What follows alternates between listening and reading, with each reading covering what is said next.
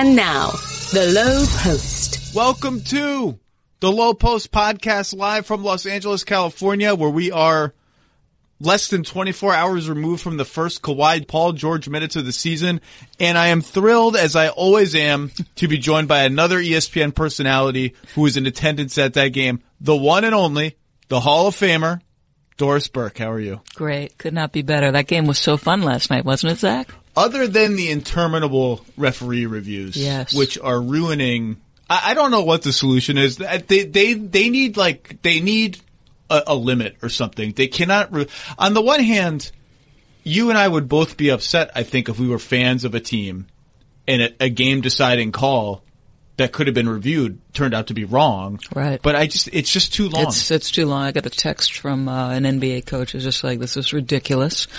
And it's interesting. I thought for the first time I saw visible frustration amongst a group of officials where at the end of the game, the last out of bounds review that happened, Mark Davis clearly knew whose ball it was, and yet they eventually go to the monitor, and I caught his reaction on a replay, and I was like, wow, I don't know that I've ever seen somebody that physically demonstrative. I knew what it was, and I think for Mark, you know, he knew how that was dragging, and it's hard. It's hard. And then the other thing about these reviews, and this is hard for me to take, and I'm curious your perspective on it, Zach. It's the play where the review came, foul call, Paul George got away with a push-off offensive foul. And a couple of people were like texting me that should have been overturned. And then I see the NBA's version of that play, Zach, where essentially they said the gather hadn't happened and therefore it was not connected to the play. But any logical basketball person would say that is connected to the play and that should be overturned. It's like these coaches hate it. I've not heard one like it. This will be a 1-year experiment is the appropriate. Yeah, I think so. I'd be shocked if this is in place next year. Shocked. Paradoxically, given everything I just said, I kind of like the coach's challenge. Really? Because of the intrigue? Just because you only get one. I've had people pitch me that if you use it and you win, you should get another one. Absolutely not. You get one, that's it. But I do like that there's one thing the coaches can play in the last minute of a game. If you would think they're only going to challenge things that are really obvious. Yes. And I feel like if something's obvious, we might as well spend a minute on it. But at the same time, I can't take these reviews. It's too long. One more point though. Just to a level of paranoia that I think is appropriate for coaches anyway. I had one coach, a few short weeks into the season say, this is the percentage of overturned calls.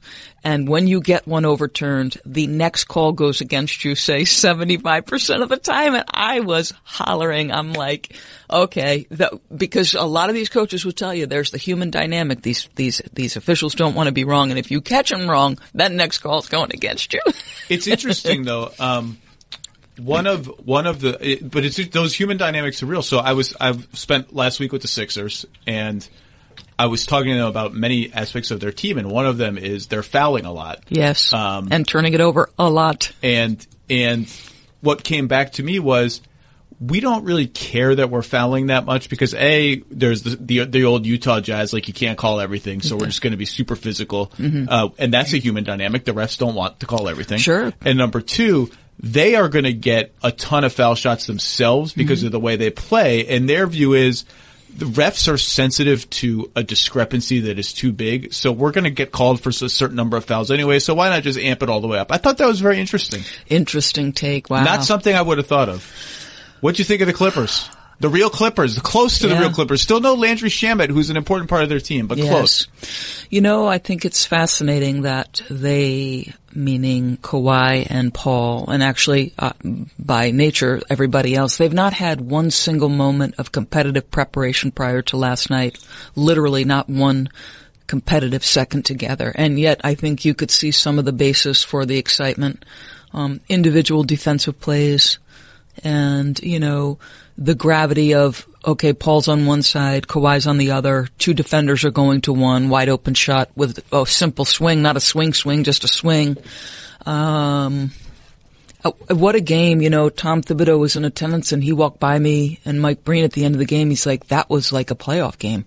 I mean, to get that level of intensity, to get that level of defense, contested shots all over the floor. I feel badly about something I did on the air, and I was sort of zeroed in on Marcus Smart's defensive ability, Zach. And it took me a stretch of time. And listen, in fairness to me, I thought it was Patrick Beverley exerting his will late in the game that made a difference. But I was sort of saying, Rudy Gobert's got Defensive Player of the Year on lockdown, but let's just keep an eye on Marcus Smart as a first team all defensive guy a year ago. He's been. I had him on my podcast 2 days ago. No, we haven't posted it yet. This dude's ridiculous, Zach. He's because they downsize so often. He's getting caught in the post. He's giving up 6 inches. He might give up 40 pounds. I mean, the level of intensity, the level of smarts. No pun intended. Yeah, right. Unavoidable puns with him. This guy I just admire his competitive spirit and willingness to take on every challenge. And there's a level of intelligence across the board with the Celtics and the way they switch and their ability to get out of bad post-up matchups in a split second. Yeah, they're the best in the league at it. It is so fun to watch. So I wanted to talk about the Celtics anyway, so why don't we start there since they're the other team that played last night. If you look at surface level stats, like the time Kemba Walker holds the ball per game versus the time Kyrie Irving held the ball per game. Time of his the number of dribbles, the number of passes that the team is throwing per game. All of these things the number of touches for Kemba versus Kyrie. All that is like essentially unchanged. Assist rate, unchanged.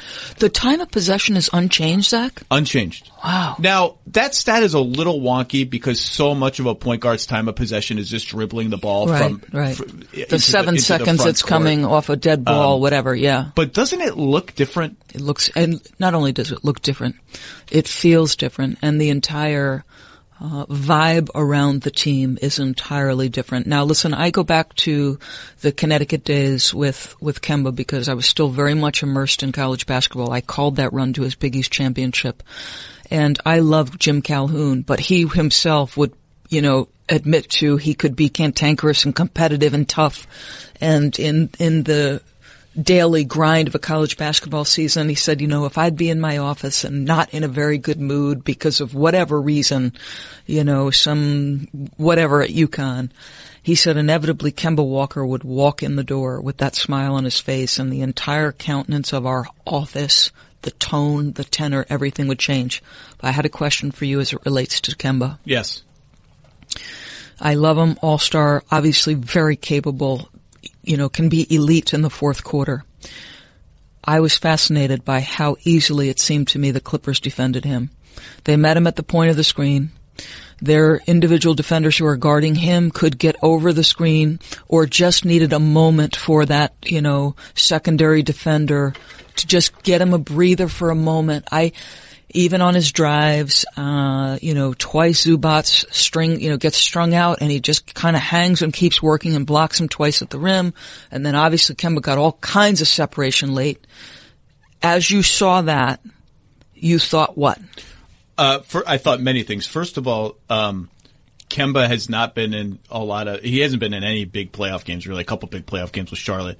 That was like playoff reffing. The physicality that was allowed was like, you better this is like what it's going to be. And I think it's good for him to get a taste of that early in the season.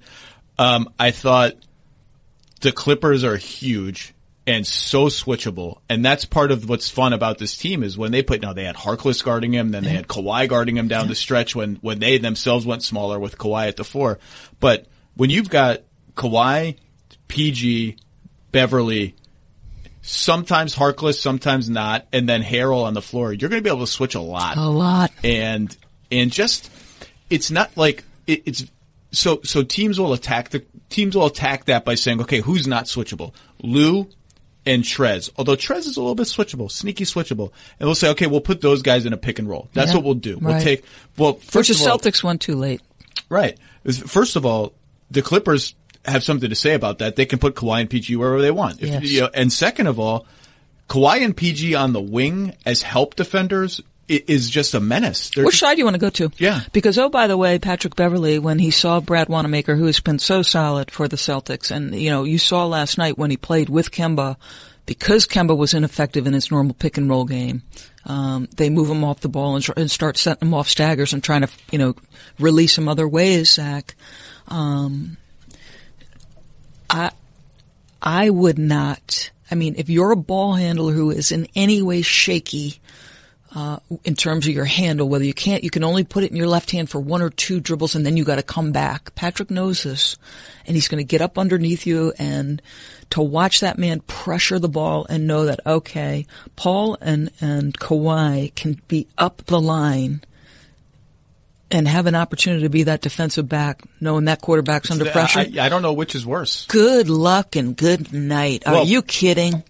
When Kawhi was really the best defensive player on the wing since Scottie Pippen, he hasn't been at that. Although I thought he played a very strong game last night. Excellent defensively last night. He was getting his hand on the ball from behind. He was tenacious. I didn't know his wingspan is 4.5 inches longer than a person of his size should be. Yeah, he's and his hand size is just whatever, absurdly. Last time I talked about Kawhi's hands on the air, Twitter went nuts. So let's stay away from that topic. All right. People need to get their minds out together. He used to just take the ball from people. Yes. He used to just be like, if you weren't like a Chris Paul level dribbler, he would just be like, the ball is mine. Thanks for participating in this exercise. And they're going to be really hard to score against. There's no question. I thought it was quite poetic actually last night that the three that sealed the game was Lou Williams, Montrezl Harrell pick and roll. Harrell slips. Lou gives him the pocket pass. Harrell hits Beverly in the corner for a 3. So it's the 3 supporting guys. That's right. With Kawhi and Paul George spotting up. And that's part of what makes this is like when your 2 best players can both shoot threes at an elite level, it's not that hard to make it work because PG is not a lead ball handler. He's a great secondary ball handler. He's not a lead ball handler. Like this is easy. They can both spot up. They can take turns, as you said, running pick and rolls and kicking to each other. And when the Lou Trez show is rolling, like they can just turn it over to them and they rode Lou in the fourth quarter, Zach. I have a question for you because I don't remember him doing this, and I said it was an improvement, and then after the game I was like, "Are you sure that's an improvement?" But and I know Montrez has taken many steps forward as a player, but to your point about those 2 guys spaced, and the play you're talking about, where Trez gets it just maybe at the free throw line or step inside, and he does not only have the vision, but he's able, like a big on the move to make the catch and the pass. It's almost essential in today's NBA. Huge. So could he have done that 2 years ago, do you think? 2 years ago, no. Last year, you definitely started to see it pick up a little bit for him. And even now, you'll see him, he knows the reads. Like before he catches the ball, he knows there's a wing shooter and a corner shooter, or maybe it's single side over here, there's only one guy. But sometimes you'll see him caught in between for just a split second. He'll think wing and then I gotta go and that split second it's over, but he's definitely gotten better. Yeah. It's just so important. It's funny, I had a coach say to me last year, it is increasingly difficult to play in the NBA if you do not think the game. Oh, you have to feel the game now. Unless you're just an out of this world shooter. Right. And you can just take standstill threes. You have one threes. incredible skill. Yeah. I'd listened there. I just looked at Mike and Breen after the game. I'm like, they're going to be a problem. And I don't know who beats them. The Celtics got 52 points in the paint, outscored them by 20 in that regard. Do you see a weakness somebody could exploit, Zach? No weakness that somebody could exploit. They're deep, and again, Shamet will be a big part of their team. Although I think the lineup they started last night is going to be their starting lineup, even when everyone is healthy. But some of their players against playoff defenses, you're throwing like your JaMychal Greens and your Harklesses and your Magruders, who maybe won't be in the rotation, are going to have a hard time. If the ball finds those names do you trust him to make the shots Patrick Beverley made last night? And by the way, Patrick Beverley had not been making any shots until last night. We talked about how brutal he had been. In fact, Mike Breenham just said, "Hey, this is what he had done." It was pretty telling. I love Patrick Beverley. My point was I felt like I had undersold him relative to Marcus Smart a season ago, but. Yeah, I mean, listen, that was just so much fun. And even in the first half, which was, we were comparing it to a 1980s game in terms of the scoring, but they were two defensive-minded teams who were contesting shots and doing some stuff. It'll be so fun to see the Clippers, depending on, how much time they get together and how much run and burn they have, what they look like 8 weeks from now. Yeah, it's funny. I think last night, they'll look better, chemistry will help, but I think they're kind of a ready-made team. They could use, if you're asking me, ideally what could they get, I think one more ball handler, just like a bench kind of scorer ball handler guy who can loosen up the defense, maybe, but I think their ball handling is almost okay. And if Beverly's going to have to make shots, but I hope Beverly didn't hear you guys dogging him because he's just in the locker room after games. This is the second time this has happened. No, I watched the video of it this morning. I was dying laughing. Sometimes he's not even doing interviews. The last time I was here, I go in the locker room after a game and I'm talking to people and Beverly's interview's over. He's just at his stall going, compare my game to Matthew Dellavedova. I was like, Pat, who are you? Is he talking to me? I don't think I compared this game. There was nobody around him. He was just muttering. He's a character. You had to see the reaction of George Sedano last night in the postgame because, he finishes the question and then turns quickly on George and compliments his outfit. I don't remember exactly the words he used, but I almost fell off my chair laughing. Listen, I love characters. I love guys that have that edge and, are not shy about using that edge. So good for Pat. He's fun to watch. Yeah, I picked them to win the championship before the season. It's going to be, the playoffs are going to be a lot of fun. I mean, all of these teams in the West are really good. The Lakers are 12-2. Yes. Denver, for all the, Jokic came in overweight. They're winning games. Utah's 9-5 has not found their rhythm on offense at all. Joe Ingles has not played anywhere close to what he's capable of playing. And, I think that's the extraordinary thing about Utah is they haven't found themselves at all offensively. I don't know that that's atypical of a Quinn Snyder coach team. I feel as though the defense is always in place early and somehow they figure it out offensively eventually. Think last year they're open jump shots away from doing better stuff. So let's go back to Boston because everyone is going to pin it on the locker room being a happier place because Kyrie's gone. And I think that's just accurate. Sure. But the surface level stats suggest what they're doing offensively is not that different, but I do think it is different. And I'm curious to see what else you see on the floor with them. Well, I thought that they would miss tremendously Gordon Hayward's playmaking abilities, his ability to touch the paint and have vision and do the things that made him an all-star in Utah. And I was really struck when I read an interview where Jaylen Brown was asked, do you need to raise your scoring level? And he said, I don't think that's what we'll miss. And he essentially said, we will miss Gordon's playmaking, and it's our responsibility to fill in. And I just thought it was such a mature thought as opposed to somebody saying, I'm going to take, however many more shots. It's striking when you look at the distribution of usage amongst the group because it is so equal opportunity. Democratic. I don't think they have anyone averaging 5 assists a game. No, and it was really like when you said the in terms of the number of minutes, time of possession. I was blown away by that. It's funny, I didn't pick it up at the time, but I remember hearing Brian Scalabrine, obviously a big part of the Celtics coverage, early in the year, talking about, I was in Danny Ainge's living room and saying there was no way you could keep Aaron Baines and sign Kemba. And Danny's like, no, we would have done it. Do you think they are just that? And Aaron is unique in terms of, Boston always preaches such a simple thing, but show big. Mm-hmm. As you're coming up the floor, show big.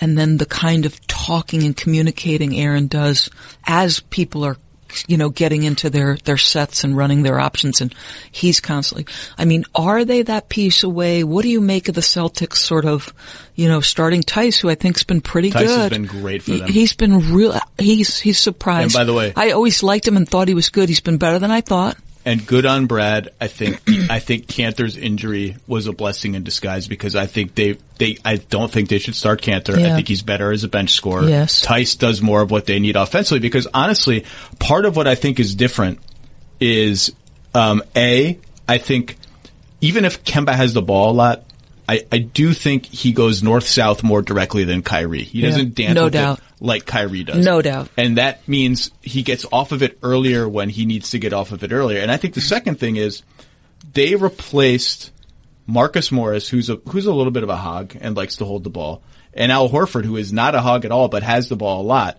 with one of their wings who is now starting. Yes. And a center who's like, I'm cool never touching the ball. Like, all I'll do is rim run. I'll just rim run. Like Al was and took 1-3 last night. Yeah. And it was wide open. And Al will sometimes roll to the rim, but he likes to pop. He'll do a little, but like, all they got now is Kanter and rim runners. Yes. Like Tice is going to run to the rim. Robert Williams is going to break the rim. Yes. And so I think having Morris's usage gone and redistributed amongst those wings, and having a center who uses the ball less, I think that's helped everyone feel like we're getting it enough. Even if the offense looks similar, we're getting enough. To your question, my challenge with them is I don't know who the guy is, because if you're talking, the names that are always linked to them for big men are like Capella and Steven Adams and Kevin Love.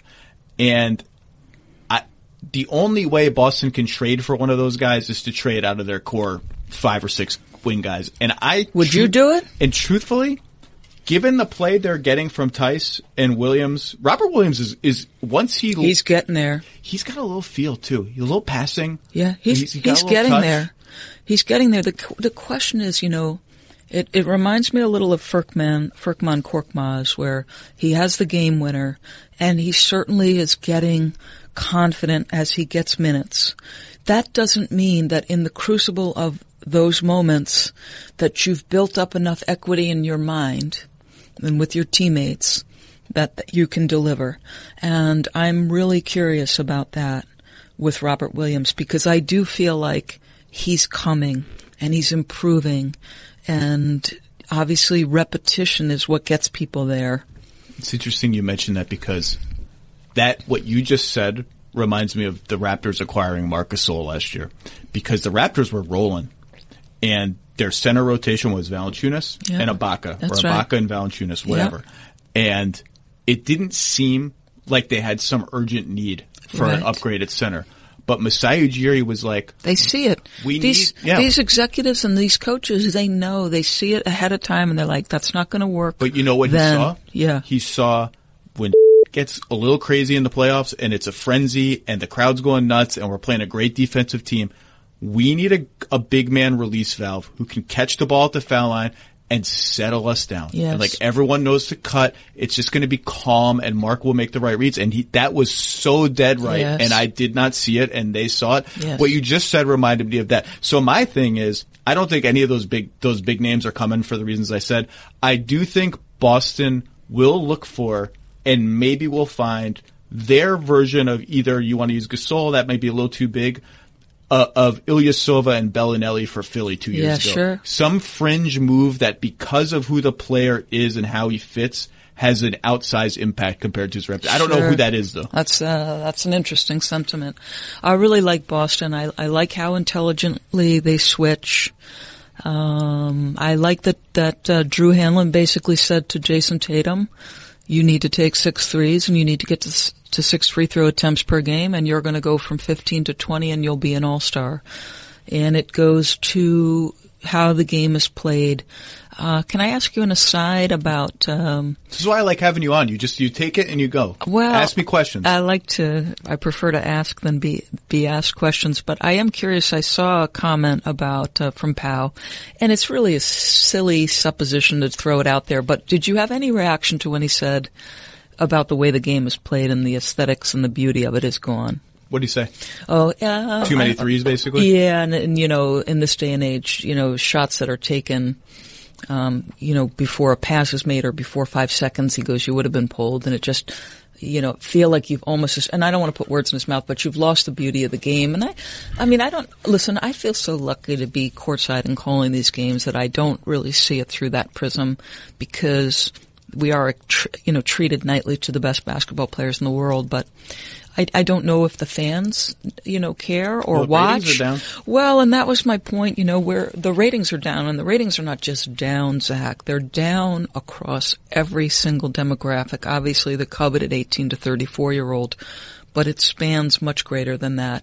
And then I saw a note about, 500,000 people viewed the highlights of one particular game, just the highlights, on YouTube. 500,000 people. And then I go to Cassidy Hubbarth's Twitter show pregame during the NBA Finals, and they were getting over 1 million viewers, with Kendrick Perkins. And, that's a great tandem because, Cassidy's young and hip and just has a great feel and so passionate about the league. And Kendrick will say a lot of things. He will say a lot of things, but it's fascinating me. I guess I think like most things in life, the NBA and its viewership is changing at light speed. So yesterday, John Hollinger wrote a piece for our old colleague. John Hollinger wrote a piece for The Athletic proposing a ban on 3-shot fouls. That if you get fouled shooting a three, you should get 2 foul shots. That's it. And I like that idea. And I sympathize with what Pau is saying, although I think the game looks good now, there are, let's say, 10 shots a game. The one that's sticking out is from a Minnesota game like two or 3 days ago I was watching. Robert Covington got the ball on the wing on a 1-on-2 fast break. Nobody was with him. Defender was actually kind of like closer than we are now. Yeah. And he was just jacked up a 3, and I was like, that sucked. I kind of wanted to see Karl Anthony Towns maybe get the ball. And there's like 10 of those a game. And the connection with Hollinger's thing is, and Kirk Goldsberry's book, Sprawl Ball, which you should all buy, gets into this too, is the math is so overwhelming. 3 is worth so much more than 2. Yes. That this is not going to stop unless the NBA changes a rule, some rule. So John Hollinger's proposal would be one such rule, because the leg kicking and the flailing to get 3 foul shots is more valuable than a dunk. Yeah. It is a more valuable thing to get than a dunk. Kirk Goldsberry in his book proposed a number of things. Everyone's going to propose no more corner threes, move the line back, whatever. My favorite proposal he made was shrink the lane again. Narrow the lane again, so post-up guys can get back closer to the rim, and they're not posting up 15 feet from the rim. Mm-hmm. We've made all of these changes to benefit three-point shooters or offensive players, but really it just comes down to 3 is 50% more than 2, and the game is going to continue to trend in a direction of chasing that 50% until the rules are changed. And I do think it's time for the NBA to look at those Robert Covington shots and think, have we gotten a little too out of balance? Now, I don't want to be old man yelling at cloud here, because I do like the game, but I think it's a legitimate concern. Yeah, it'll be interesting. One thing we were meeting with Doc pregame yesterday, and he was telling us, and I can't remember why we went down this path. We probably were talking about the number of threes taken, but one interesting thing Doc had said to us was, and I think Mike talked about this on the air last night, was essentially he has twice in practice this year basically said no threes. Just for X number of possessions, we're going no threes. And he said it's an amazing thing to watch guys start sprinting to the rim again in transition. And he said I said, well, what's the purpose of that? And he said to foster ball movement. And he said the feel of the game changes almost instantly. It's just interesting. But back to Boston. I love them. They're tough. They're tough. They're tough. Those are 2 grimy teams last night. Yeah, grimy is a great word. Yes. They make you earn it, and Boston, they're good. They're better than I didn't think they would be this good. Yeah, I really didn't. Me neither. I'm so happy for Daniel Theis, because I know he's a hard worker and well liked, and just to watch him live and see him communicate, and he is exceptional, and maybe they're best at getting them out of bad situations defensively. Kemba's also defending his ass off this year. Really, he's flying around. He really is. Last Boston thing, because we started with him, let's finish with him. I don't know that I've ever been more wrong about a player than Marcus Smart. His first 2 years in the league, I would watch the Celtics in the playoffs, and nobody would guard him. He'd have 20 feet of space, and he would miss and miss and miss. And I said, look, I see all the special stuff he does on defense. I see the offensive rebounds where he flies in, and it's so demoralizing for the defense when he does that. It's just not going to matter if he can't shoot. And I was wrong on two fronts. Number one, now he can shoot. He can shoot. Number two, it mattered anyway because he's just so damn good at the stuff that he's good at. I've become like a Marcus Smart true believer. Yeah. The guy is a stud. He's a great presence in their locker. He's just a flat-out, really good NBA player. I agree. And as Jay Larinaga, and I have this quote, it's so good, and I won't get it all, but he talks about what a selfless human being he is and how pure of heart he is. And I just thought, wow, pure of heart, that's a statement about a character that goes beyond just a surface-level observation. And, yeah, listen, I like that team. I like watching them. I like the feel of them. And I like Jaylen Brown. I'm a Jaylen Brown fan, and I think he's coming. Can I give you one more question? Because I kind of put Mike in a bad spot in a telecast just because. You spent half of these podcasts apologizing for things that nobody even registered. No one thinks any of these things happened. Well, so, I asked Mike, and I liked my question to Mike Breen, but I didn't like when I asked it, because the game was so good I should have just let the game do the talking. But I did say, of Brown and Tatum, do you think one has a higher ceiling than the other? Do you think one has a higher ceiling than the other? It's an interesting question. I wrote a big story on Jaylen Brown a couple of years ago for this very reason, because I think defensively he has a chance to be special. Me too. That I think it's a fair question, but I do think Tatum has a higher ceiling because he has a chance to be a number one scorer. Neither play make much, and that's whoever fills that hole is going to be the one that makes the leap. But I also think Tatum has become a very underrated defensive player and a good defensive player. Oh, look at their numbers. If you go on and see the 5 best guys in terms of field goal percentage against them individually as defenders, they're both top 5. And they're right there with Giannis. And if Tatum is a good defender, and I think he is, I think that's legit, then I think his ceiling is higher. Yeah. We have to do a little bit on the other big story really the biggest story from the last 2 weeks in the NBA, not the biggest, but one of them, is the complete collapse of the San Antonio Spurs, who are 5-10. I think they're 27th in defense or something horrible, 25th, something like that. They were 29th at one point, so they've moved up. They're minus a lot with their 2 alleged stars on the floor together. Last time I checked, it was like minus 6 per 100 possessions. Rarely does a team disappoint like this, and it's surprising. I'm floored. They won 48 games last year. They almost won a playoff series. They got DeJounte Murray back. Now, I realize they lost Bertans because of the Marcus Morris fiasco, but there was no indicator to me that like this team would just be bad. What is happening? It's not only that they're 5-10, because a season ago, I believe they were several games under 500 in early December, if I'm not mistaken. You're correct. Okay. And then in, the latter stages of December, they righted the ship defensively, and I had them early, and LaMarcus wasn't playing well at the time, and I said to Pop, is there something here, or is this just a guy who hasn't caught his rhythm? He goes, I'm hoping he hasn't caught his rhythm, and obviously he hadn't. But that's not the case. DeMar and LaMarcus are basically providing what they were providing a season ago. One thing I'm curious about, and I had the Spurs last year, and DeMar had reverted. I don't remember. I think did he shoot 32% in his final year from 3 when the Toronto Raptors obviously made him shoot them? Yeah, and it's very clear that that's really what happened. They forced him. They must have, because so then I get him last year, and I had him early, and then I had him a little bit later because I didn't ask the question the first time around about DeMar not shooting threes. But now once, you get 20, 25 games. And I remember going up to Chip England in a pregame, and I said, can I ask a question? I said, I was encouraged by DeMar, 3-point shooting in Toronto because I think he's capable. The guy could score in his sleep.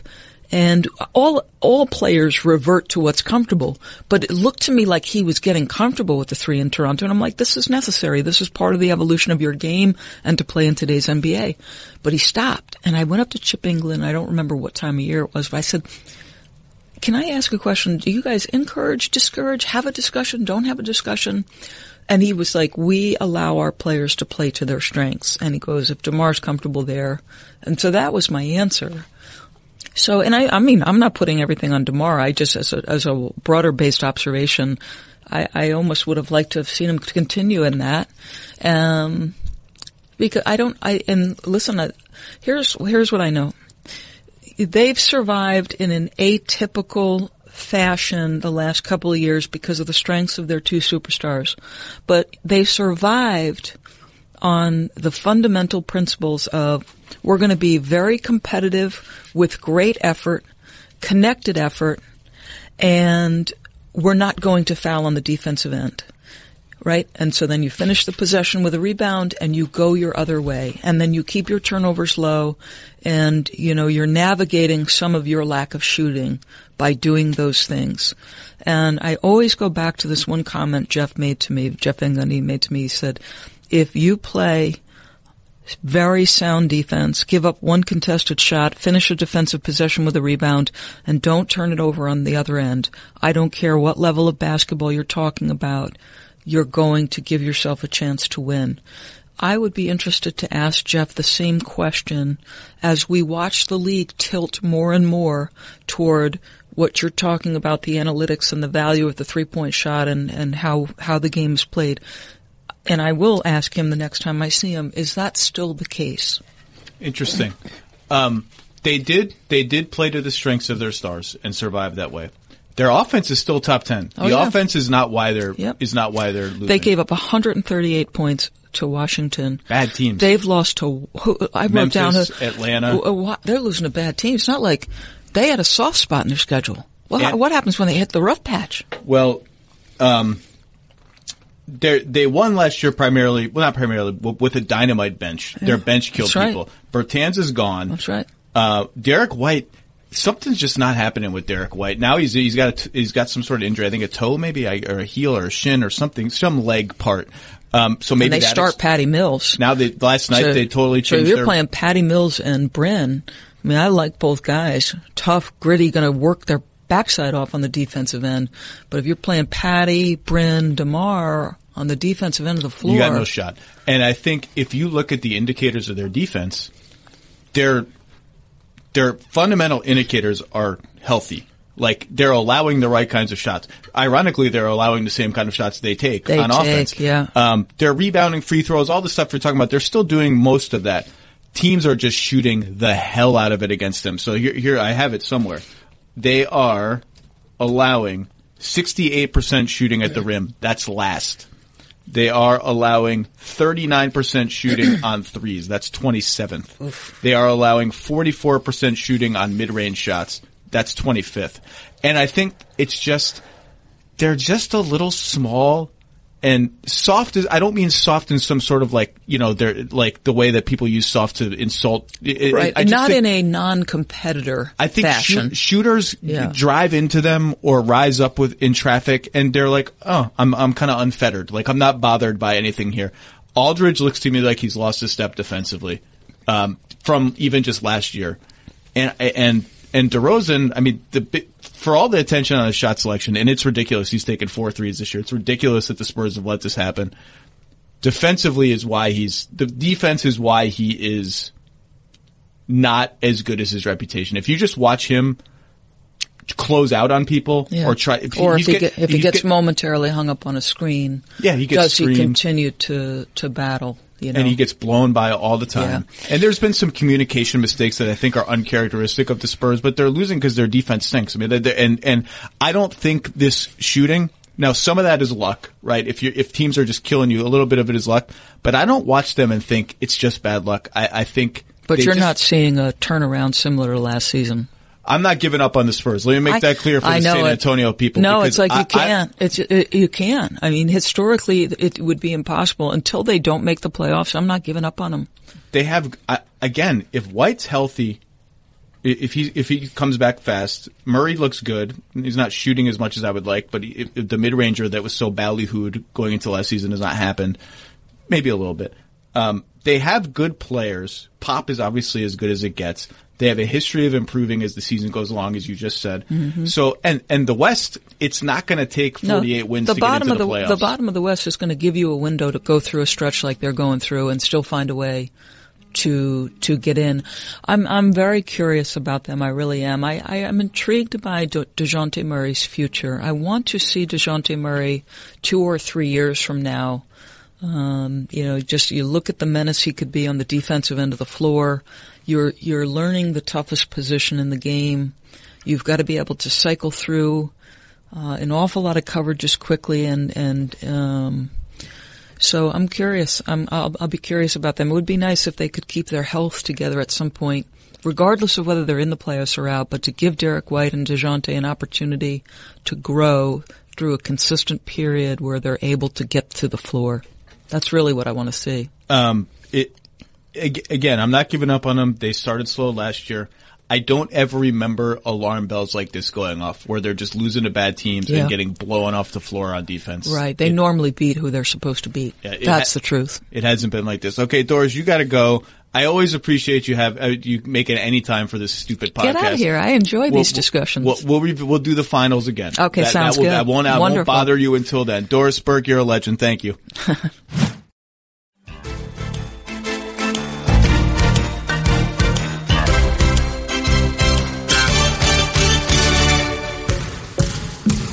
We're switching gears. Doris is gone, off to live it up in L.A., hopefully.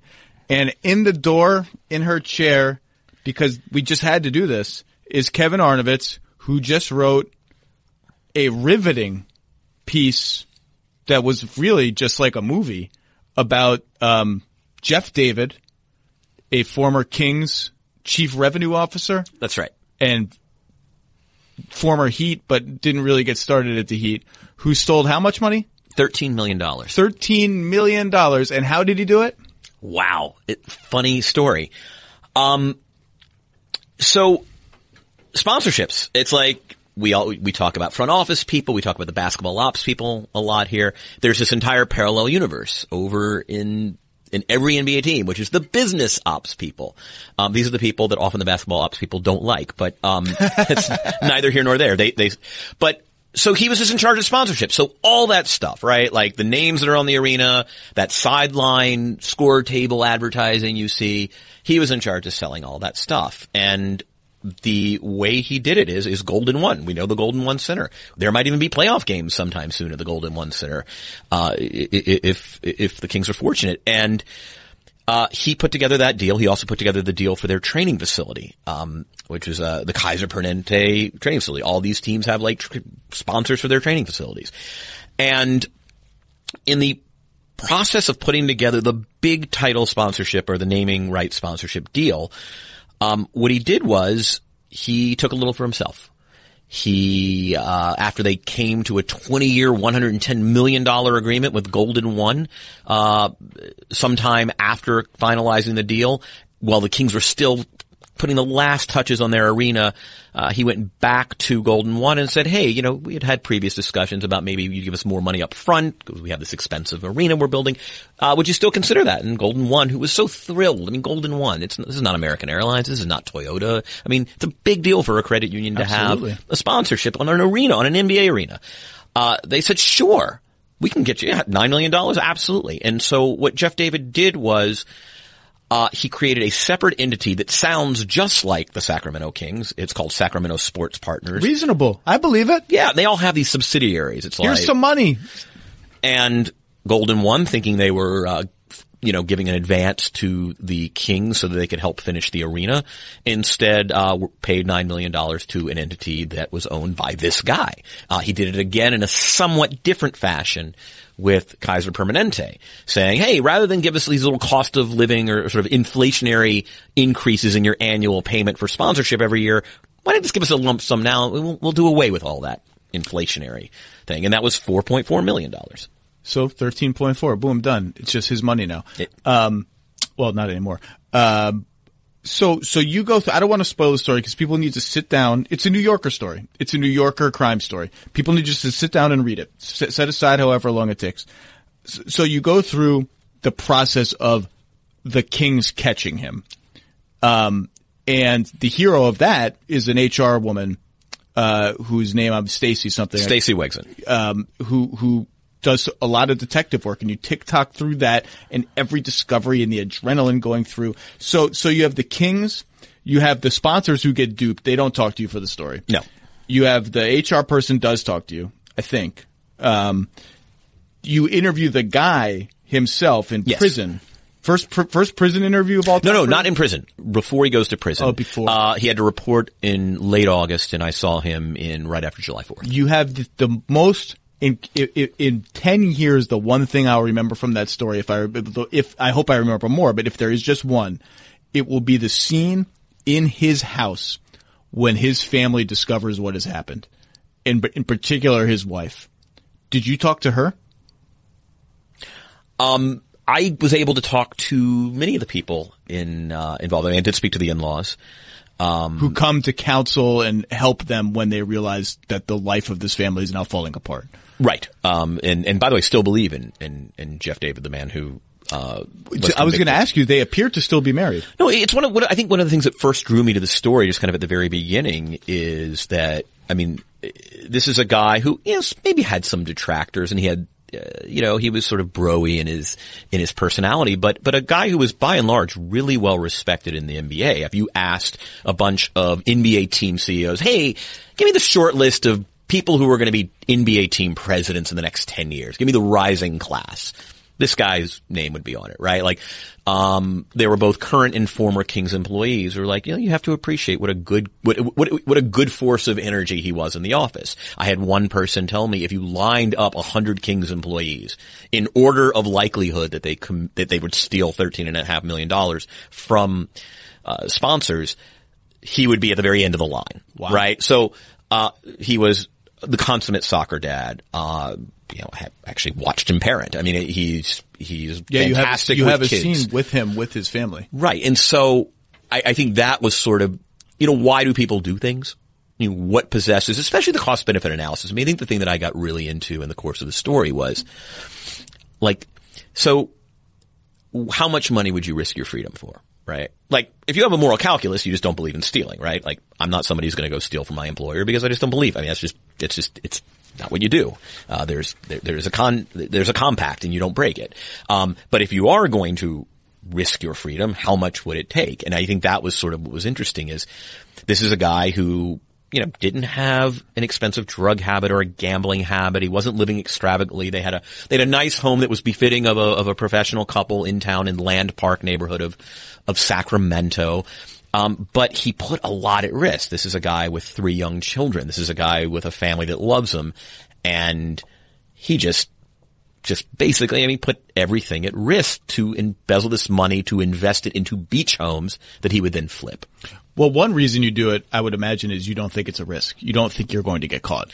He came really close to not getting caught. I mean, I think that's what made, Stacey Wegson truly a hero in the sense that I think he was scot-free until, I would say, 2026. That was the first year that there would be a discrepancy between the amount of money the Kings were expecting and the amount of money Golden won by virtue of the revised contract that they amended because they would give less later on the back end, and that he would have to account for it. And he had this entire plan where, hey, I was going to set up an account, Golden won. And it's like if I bought you a concert ticket from Venmo, $150, and you paid me back and you gave me $100 Venmo and a $50 Venmo. I'd be like, why the hell is that giving me in 2 payments? Right. But hey, it's $150. It's all there. That's good. What's so riveting about part of the scene where the in-laws are there, husband and wife are there, distraught. Well, she's distraught that everything is crashing down. Is he, according to your reporting and quotes in the story, essentially doesn't realize that it's a big deal and is kind of like, I can just pay everybody back and then everything goes away. That's incredible. And you reconstruct that moment so beautiful, or those conversations so beautifully. Like, are they still does he now realize that it was a big deal? I mean, the interesting thing about Jeff David is I still think he sees it essentially as an unauthorized loan. I still think so long as he didn't lose the money, hey, everybody was going to be made whole again. I was going to get everybody their money back. I was going to pay this back. Well, whether or not you believe that or not, and I don't think there's a lot of evidence. And, in talking to the U.S. Attorney's Office, and I got a chance to interview them and have conversations, it's just so rare. I was going to give it back, apparently, as sort of, when you talk to white crime prosecutors, they're like, yeah, he was going to give it back. But I think that was sort of what's weird, is when he was talking to his in-laws, and I think that's where they kind of became incredulous. But even to this day, David feels like he has a career after he gets out, which will probably be in about 5 more years. He sees a scenario where, yeah, sure, I could consult professional sports teams, especially ones that are sort of new in the sponsorship game. Hey, if so-and-so company presents, hey, we want to get into business with your team, and you're the team, hey, he'd be the guy who looks over the structure of the deal and makes sure that it's favorable for your terms. And I kind of asked him, I go, would anybody in sports touch you with a 10-foot pole? And he is optimistic to believe that, yeah, sure, I've shown a capacity to do this job, and I'll do it again. Maybe I won't be on the letterhead, but that's sort of the thing. He's a very, very normal guy in every conventional sense. Yet there are these blind spots. Like, I think he certainly has expressed remorse, but I still think that, he said to me, I never thought of this as my money. That's just bizarre. It's absolutely bizarre.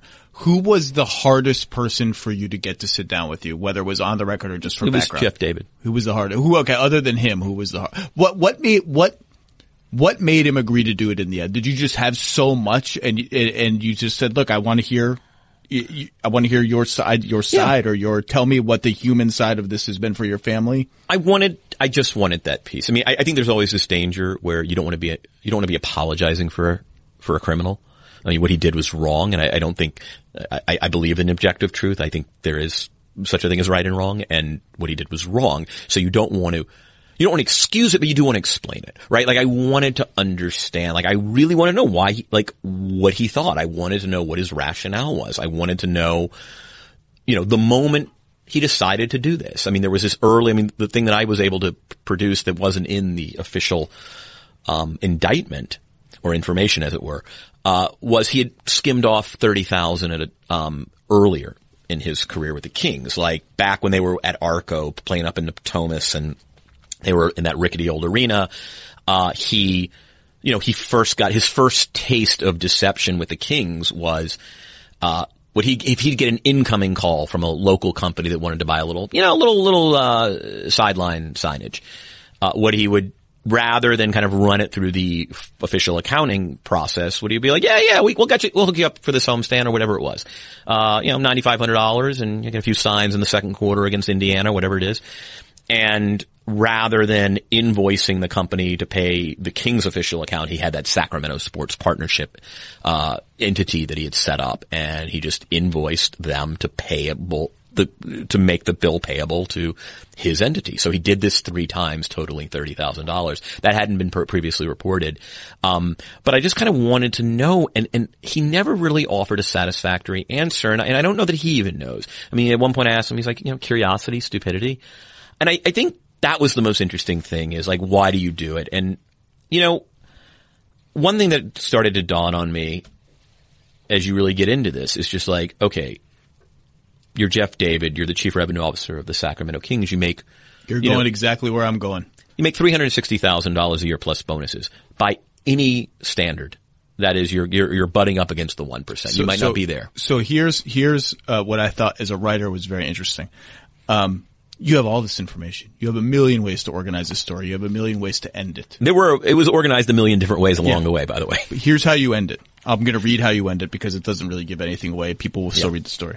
You have a scene, you describe the most exclusive lounge at the Golden One Center where all the bigwigs, meet to watch the game or mingle. And, so David was a fixture on the event level too. And even though he was earning $360,000 per year plus bonuses, just about everyone in here made more than he did. Jeff David was awash in wealth, yet in this rarefied air, he was the pauper. End of story.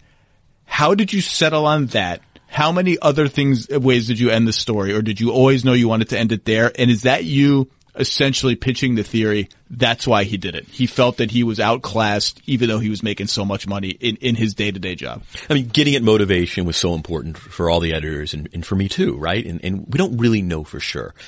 And we don't know exactly why he did it. I mean, I think there was a part of him that wanted some action of his own. You know, you work for a company, you put together a $120 million deal. It's not your deal. It's Vivek's deal. It's the partner's deal. It's the King's deal.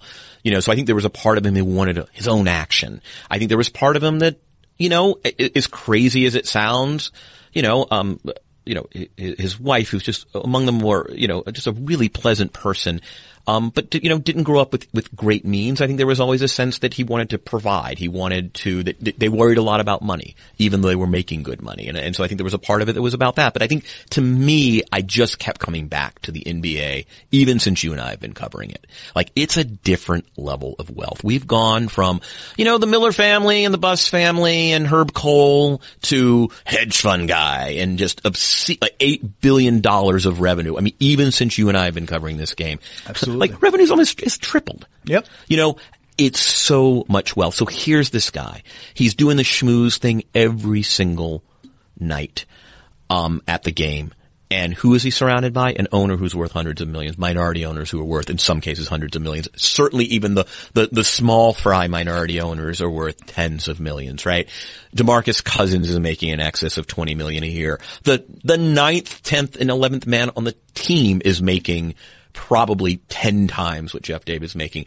There's a coach who is almost his exact age to the year at that time, making 10 times what he makes. The lobbyists from Sacramento down the street at the Capitol. I mean, Sacramento's this weird city. It's, Phil Jackson calls it a cow town. But you know what? It's the capital city of the 5th largest economy in the world. And, you go into the Lexus. That means big people are going to be there all the time. Every day. Especially a new arena. So you've got these big mucky muck lobbyists. You've got these real estate developers. And I just wonder, and that was to me what I kept coming back to is everyone else has more.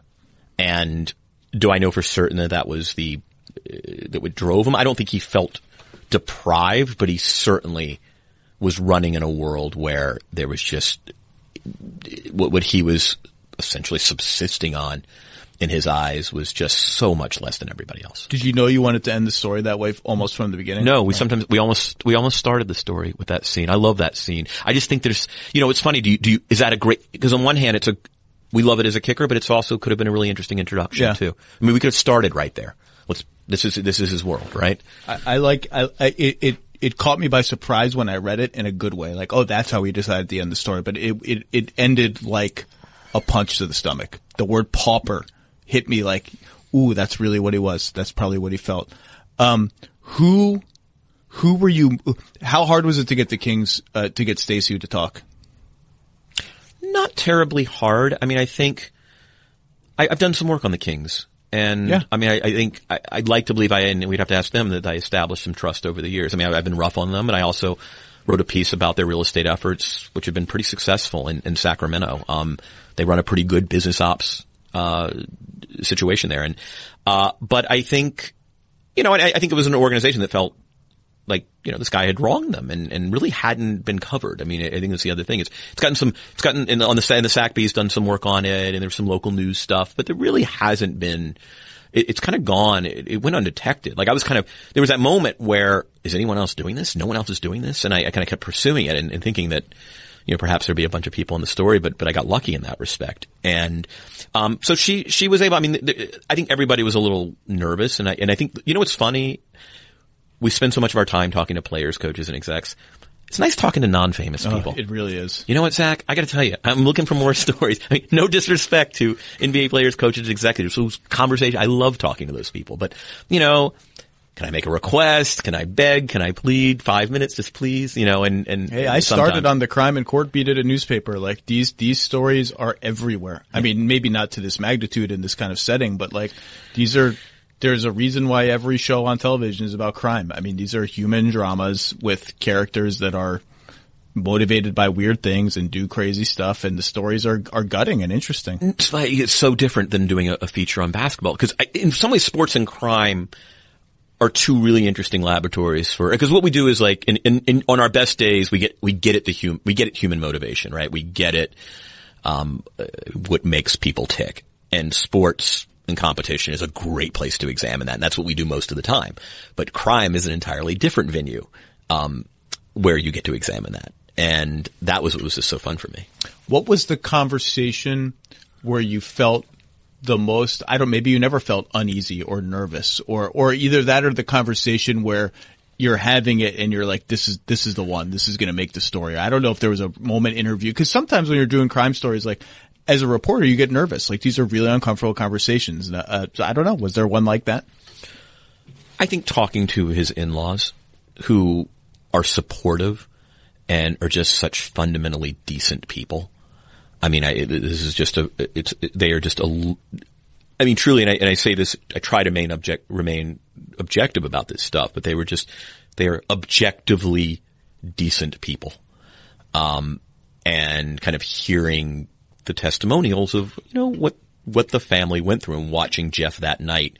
Here they are moving into this gorgeous new house in Miami. I mean, look, what an upgrade in many respects. I mean, the Sacramento Kings, the Miami Heat, it's considered a gold standard organization and largely a reflection of the fact that he's very well thought of in this space. I mean, if you want a person to do sponsorship for your NBA franchise, Jeff Davis is the name you call, right? And this is the next chapter in their family's life. The in-laws fly in to take care of the kids because moving into a new house is really hectic, and they're cable guys and they're movers coming in and out, and then they're the most lovely, just kind couple, and kind of, but listening to them offer the testimonial of, what the family went through, and just sort of his having to confront his wife, who's just, and it seems like an exceptionally pleasant person, and just having to break it to them. This is all really a farce. This beachfront real estate property partnership you thought you were just a part of was actually my own personal endeavor, where I was funneling $13.5 million. Have you heard from the family or from him since the story was published? I have not. Wow. I thought maybe you would. I thought I maybe would too. Have you kept in touch with him since he's gone to prison? No, I have not. I mean, he reported, a little less than 3 months ago. Did you interview the FBI agent? I believe you did, right? Yeah, I was able to interview the lead FBI investigator in the case. That's cool. Yeah, that was my favorite conversation. Really? Why? Just because it's a peek into this? Because it's so like, I think investigating white collar crimes with an FBI badge is a really interesting job. Yeah. Like he gets such an interesting, just bird's eye view to the human condition. Did he find this case interesting, or did he find it like, I deal with this kind of stuff all the time? It's funny. I mean, he wasn't dismissive or everything, but I get the sense like, this is what he does, right? Like scams that we find just fascinating with novelty, because by and large we walk through life and we don't really meet many of these people, right? I mean, we just kind of hang out with who we hang out with. And this guy's peers, or not peers, but the people he interacts with every single day are people just ripping people off. What is the thing that got cut that broke your heart to cut it, if anything? Is there a detail? Is there a quote? Is there something that so in a weird way, all right, because I'm a total weirdo. So Stacey Wegzin, when she was doing all this, I really, you fall in love with characters, even though they're real people, but they're still characters in a novel you're reading and loving. And so Stacey Wegzin is just, I think we don't get to cover a lot of people like Stacey, right? She's a professional. She is in her 40s and she is a working mom.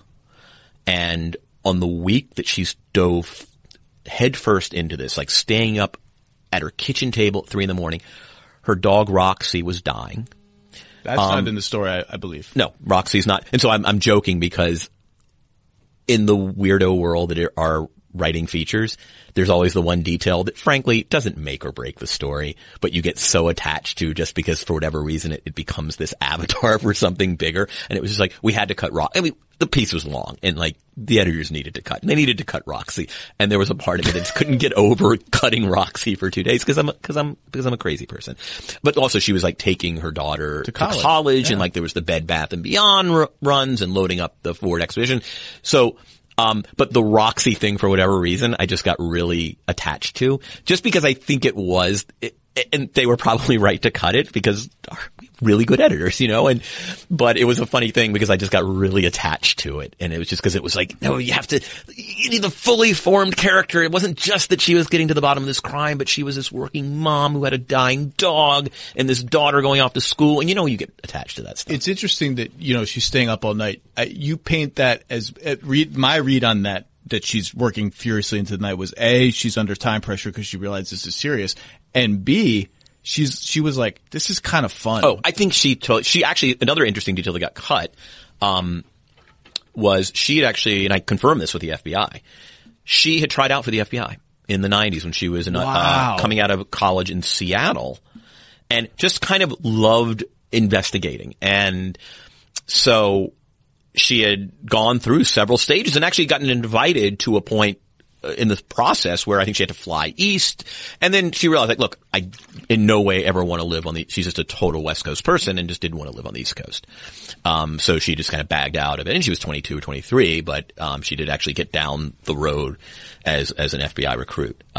So yeah. That's wild. The whole story is wild. Okay. Kevin Arnovitz, you've given me enough of your time on this. The story is on ESPN. Millions of people already read it. But you can find it. It's entitled The Wild Story Behind the NBA's Most Unlikely Heist. And it is just, it's a page. If there were still pages in the world. There are no pages anymore, are there? It would be a page turner. Kevin Arnovitz, it's always wonderful to see you. Congrats on a great story. Hey, thanks.